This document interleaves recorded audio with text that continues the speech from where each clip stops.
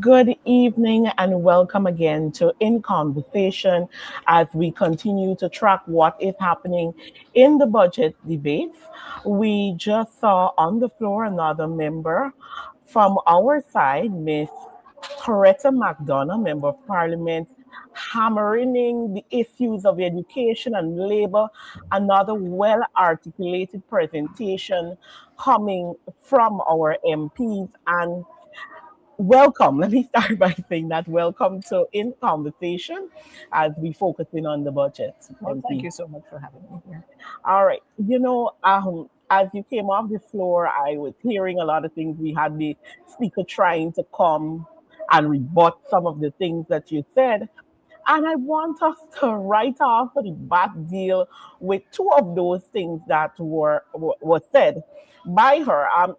She kept emphasizing and talking about and trying to tell Guyanese people that for some reason you or somebody on the opposition has said that we should scrap the feeding program. Let's talk about that because I know that's not what we said. Well, if you listen to our presentation, you would hear nothing about that. What we have been emphasizing is the quality of meals and the monies allocated to that program.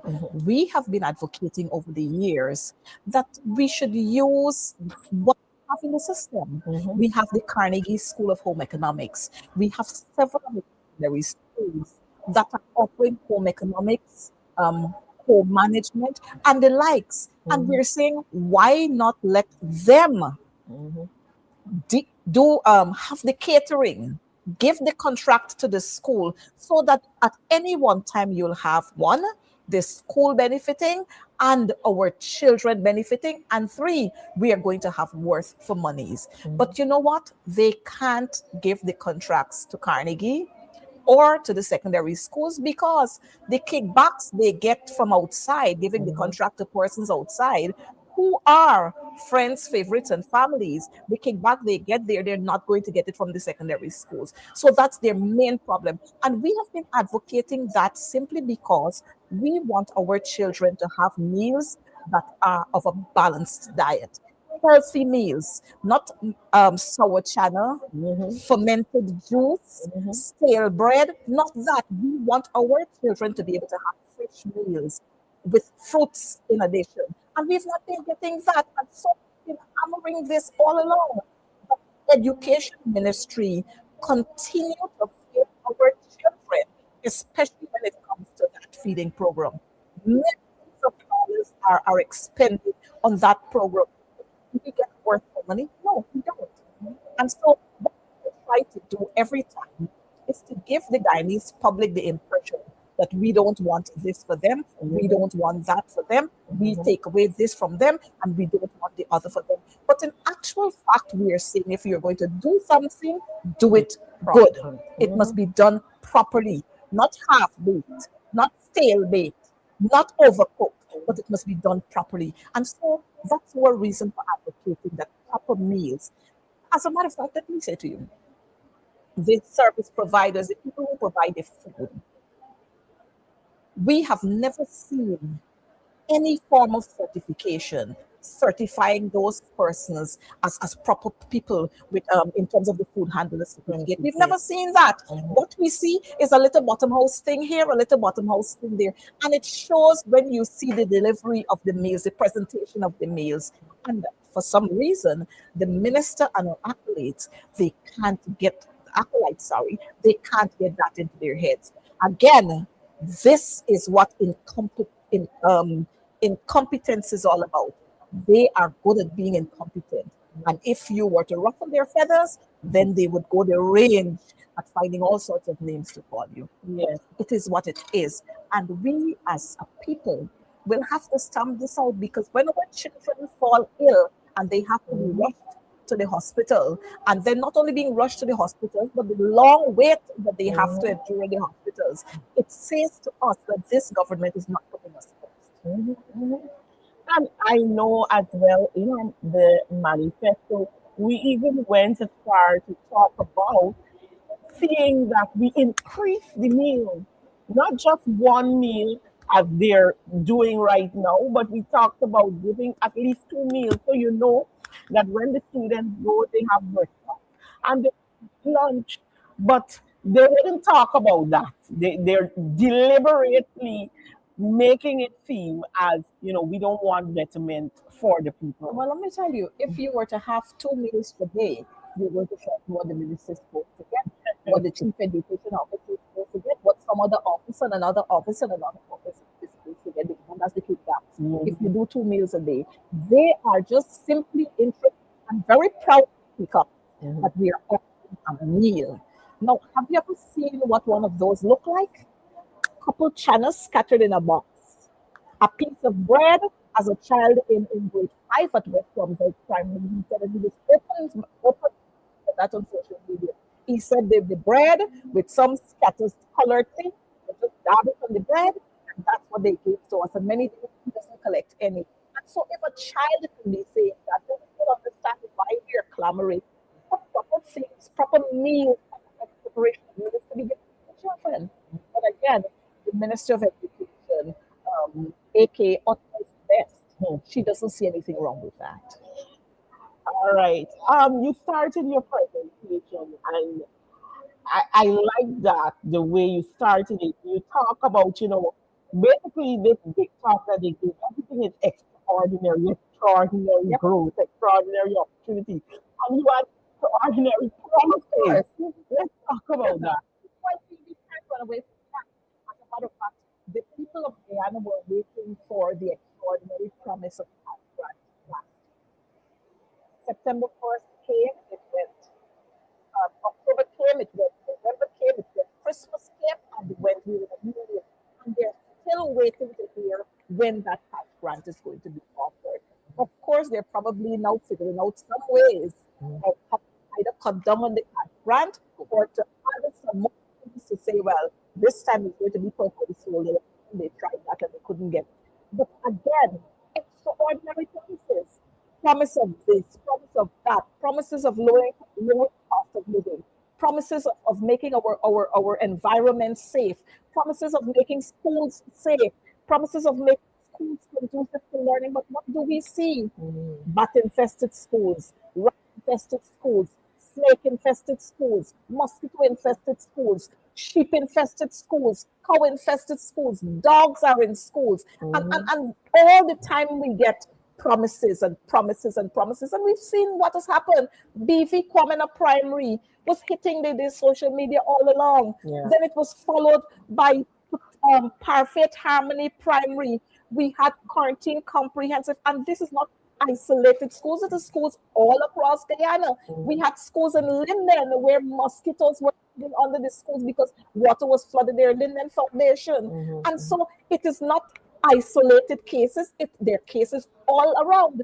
And again, promises, when we hear about them, we will fix them. Why do you have to wait to hear about them? You have to ensure that maintenance is done at every school on a regular basis. And if you have that being done, then nobody will have to come to tell you about what is happening in a school. But you know why we can't have maintenance at schools once per month or twice per month or once every fortnight or once every 3 months?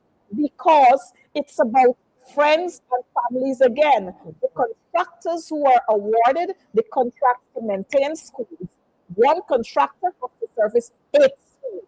So you understand what is happening there? One school will see him, and at the end of the year, the school will see him again. And that's the problem we're having. Rather clustering schools in maybe groups of 3s or 4, and have a contractor there and a contractor somewhere else, a contractor somewhere else. One contractor, that contractor is weeding, painting, dusting, putting out bars, pulling out bars, doing plumbing work, fixing the electricity, everything that one contractor is doing. So you can understand why we're having the problems that we're having in the schools. And let me say this. Since Sonia took over from Priya Manikchand, we've had years and years and more growth in school. As a matter of fact, Sonia, the Minister of Education, should be ashamed of herself. She attended President's College. Look at what President's College was then when she attended President's College to what it is now. And there is nothing in her mind, no hope of fixing President's College. We've seen many videos going viral. stale bread, melt bread, rats running on the beds, Mhm. the students' bathrooms. I mean, while we can understand that the students are to be responsible for cleaning their bathrooms, if you don't provide the materials that are Yeah. necessary or needed, then the bathrooms can't clean. Correct. Broken lockers. Some lockers don't have doors. They don't have locks on the lockers. And so President's College has gone to the dogs under this government. Mhm. And this is what we have got to talk about every time. Ministers should be proud of which school they attended and they should Yeah. seek to fit those schools, but not President's College, simply because President's College reminds them of LFS Burnham and Mhm. free education from nursery to university. Correct. You then went in to talk about the numbers in regards to how they have been spending. And I know you put in a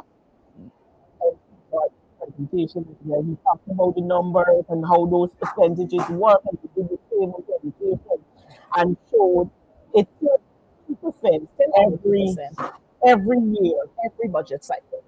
And I saw in a comment from one of your people on Facebook that, oh, if you spent X amount of money last year, why do you need to spend that money?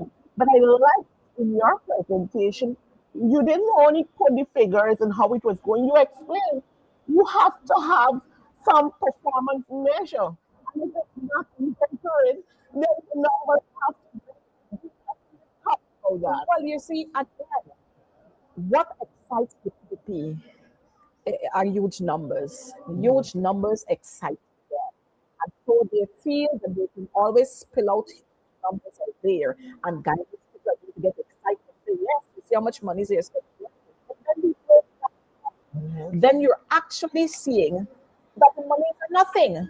For example, as rather they are offering our children, you hear the boast about $85,000 per child.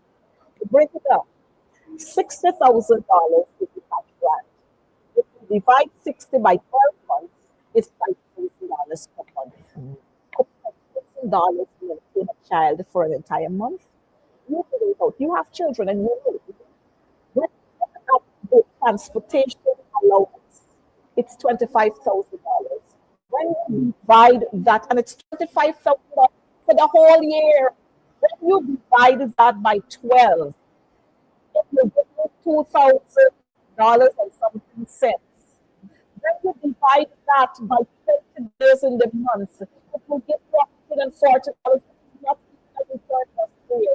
So when you hear about this $5,000, what exactly are we doing? When we look at our teenagers, if you were to purchase on the deodorant, two panties, a brazier, uh, Vaseline for your Yeah. hair, body lotion. That $5,000 is dead. You can't Right. even get half of what I mentioned there. It's Correct. dead. Correct. If you were to purchase a panty liner, it's dead. So when you hear this book, it's $5,000. And that is why we have many school dropouts. Children turn up to school when they hear the grant is going to be taken. After that, they're out.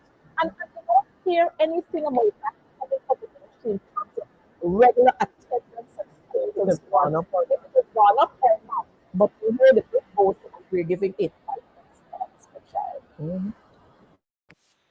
What we see.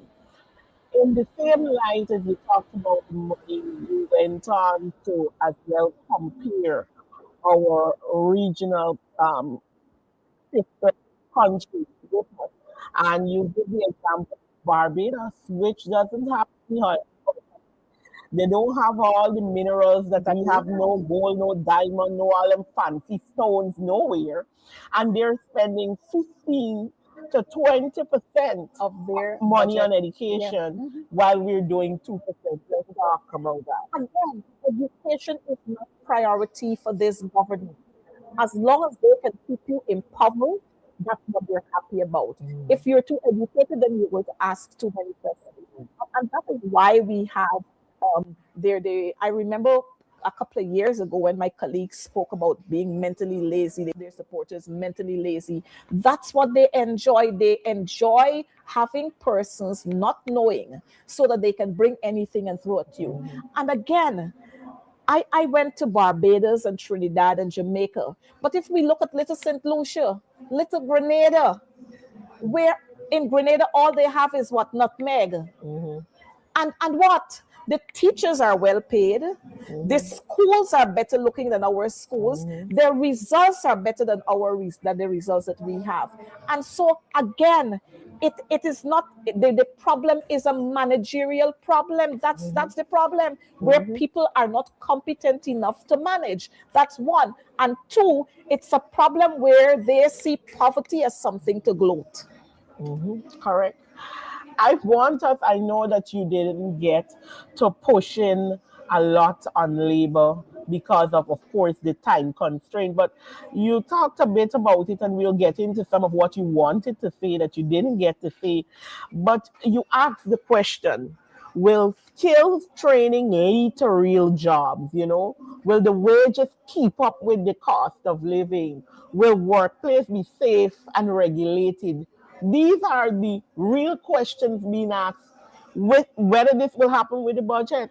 Well, before I go there, let me just flex a little more on education. We have seen growing budgets holistically, but we have not seen the same thing happening in our classrooms. Many of our schools are overcrowded. Many of our schools are leaking. As a matter of fact, I had a good laugh before I came out here, because when I spoke about the Brigdam Secondary, the school that was competing with the Kaishore Falls, the majestic Kaishore Falls, the minister's explanation to that was there was some pipe that was left on. So right away, I was thinking that maybe the minister is forgetting that Brigdam Secondary School is not one of the apartment buildings that they have with a roof garden, so that you have tanks up there and it was left overflowing. Nowhere on the roof of Brigdam are there any tanks. So I don't understand how a pipe could have been left running and the water flowing from the roof, the top floor of the roof flowing right down. And she's saying,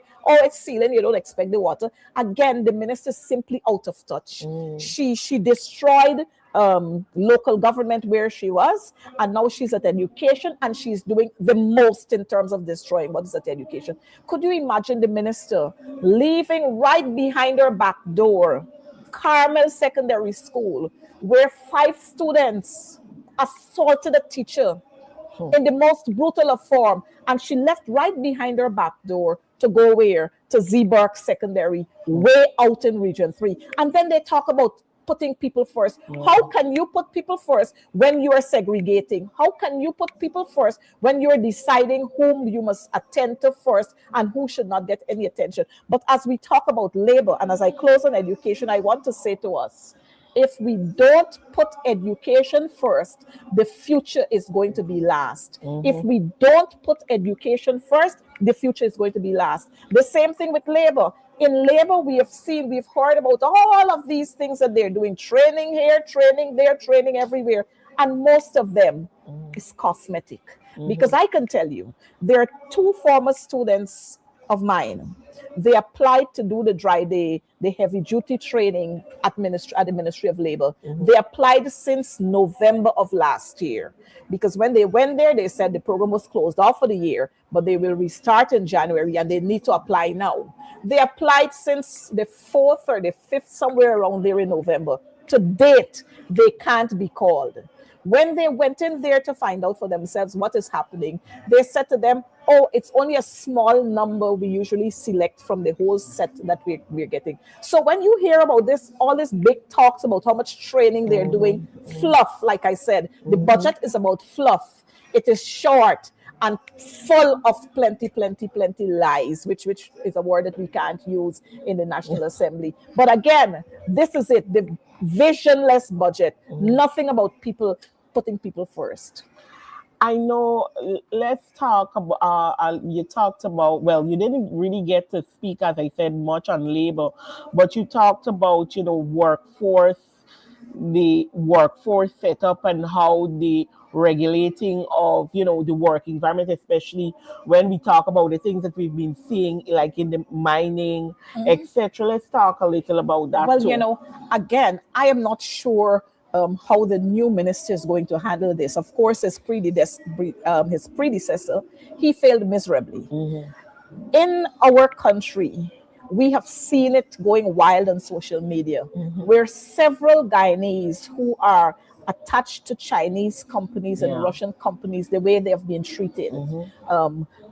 Chinese companies not wanting to sign agreements, the way they treat them, cutting short their food supply, Yeah. don't want them to leave the work sites when they're supposed to be leaving the work sites, cutting their salaries, and all kinds of inhumane mistreatment, all kind of inhumane treatment is meted out to them. Again, where is the Ministry of Labor? Where are your health and safety officers? Where are they? We've had so many deaths in the workplaces in the mining sector. We are seeing buildings soaring 5, 6, 8-story buildings. And when you look at the workmen and women there, nobody wearing protective gear. Where is the Ministry of Labor? And we hear all these talks about development. You don't see how many buildings are, and for them, buildings is an excitement for them. Buildings here and buildings there, and that is development. But what about your human resource? Nobody is doing anything. And Ministry of Labor comes right into place here, where they sit there sometimes with companies. They put together packages for negotiations, better salaries and working conditions. But what happens? And I can speak here about the Guyana Teachers Union. An agreement was signed in 2024. Last year, we had a budget allocation of $5 million. It was not given to the Guyana Teachers Union simply because this government is petty and they talk about politics and who's heading the union. And that money was budgeted for. Again, where is the Ministry of Labor to mitigate in between here? Absent. We are seeing again in the budget allocations for the Critchlow Labor College. To date, they have not received that, and that's gone for the entire time that this PPP government would have been in office, the last 5 years and this year. Now, when those monies are budgeted, where those monies are going, whose pockets are those monies ending up in? And where is the Ministry of Labor again? Where is the Ministry of Labor? All the skills training that we talk about, are they meeting the job market? Are they meeting the job market? And if they were, then we wouldn't have need for so many foreign human labor down here. The Spanish, we see the Spanish in every sector. Now, if we were providing the opportunities for our people and we were paying them proper salaries, then they would not refuse to work. But of course, the Spanish, the Venezuelans are here, the Cubans are here, and they take whatever because they have to survive. But because Guyanese know their worth, they are refusing to take hand-to-mouth jobs. And again, where is the Ministry of Labor in all of this? Absent. But you know what? I guess the Minister of Labor will have to dance to the tune that the piper is playing, or he will be out of a job. You said a lot about education. You said much about labor. Holistically, how do you sum up this budget that they have titled in the copy fashion, putting people first? How do you sum up the reality of what you're seeing in that budget? Well, let me say, first of all, that the budget, this year's budget, we're happy that they have sought or have seen wisdom in choosing the theme. Again, after scatteration, looking here, there, they have used the theme that is apt. But this theme must act. We must not only hear a lot of bantering, but the theme must act. It must prove itself, putting people first. And to sum up this budget, like I said, this budget is short, just like the person who presented it. This budget is visionless, just like the people who presented it. This budget is about fluff. And finally, this budget is another form of this wicked and vindictive government keeping their knees on the necks of Guyanese people. That's all this budget is about. It's not putting people first. Thank you so much, MP You're so welcome. Coretta. Do continue to follow us on our pages. We have one other speaker coming up, and that she's none other than MP Nima Flubeth, who will be presenting in just a little. And of course, after her presentation, we will speak to her. So stay tuned as we continue to bring updates on the budget debates.